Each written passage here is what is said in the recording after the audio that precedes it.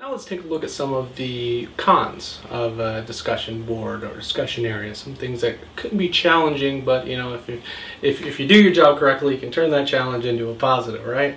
So let's look at some of the cons. A discussion board really doesn't allow that real-time response.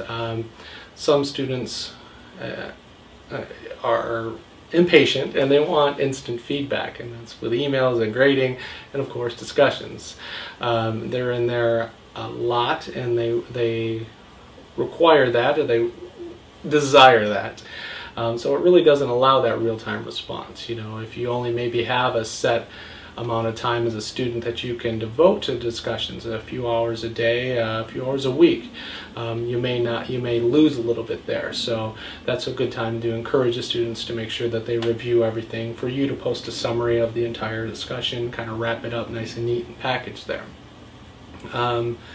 Another con or challenge that I see that students have is that they may feel nervous about posting in a public area where everybody can read. They feel like they're put out there to be judged, and that, you know, is an individual problem that students may have, but we need to encourage them to post. And you know, they're not going to be judged. Very rarely do you see students attack each other. You know, there's a way to have a professional debate about a topic, but if a student isn't familiar or comfortable with putting that idea that they have out there, they may be a little challenged. And that's something that you as an educator need to be keyed in on, as if maybe they're waiting till the last day to post.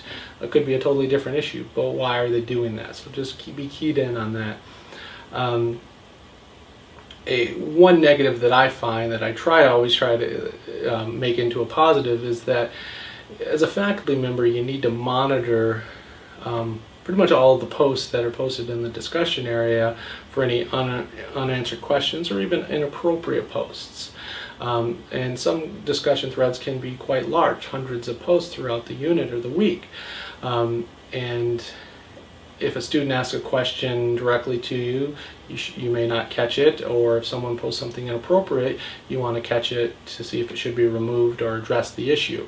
So you have to train yourself to basically learn how to skim through it real quickly, look for questions, and be able to read it and focus in on those posts that you want.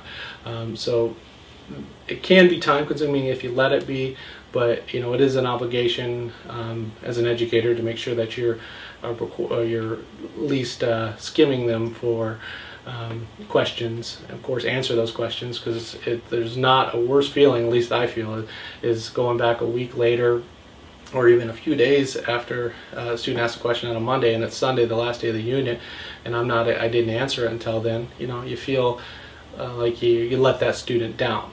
So that can be kind of a challenge that you have when dealing with discussion boards. And it really can be time consuming for a faculty member to participate in discussion areas of discussion boards. Some schools, like I said, have some requirements that you post on a certain amount of days.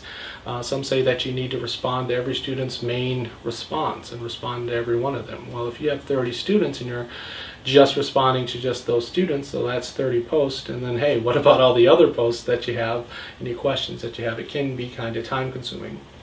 So we'll get into the importance of that and how to kind of save some time while still doing your job in some other videos, but just wanted to share with you some of the cons and some of the challenges that you may run into when dealing with discussion boards.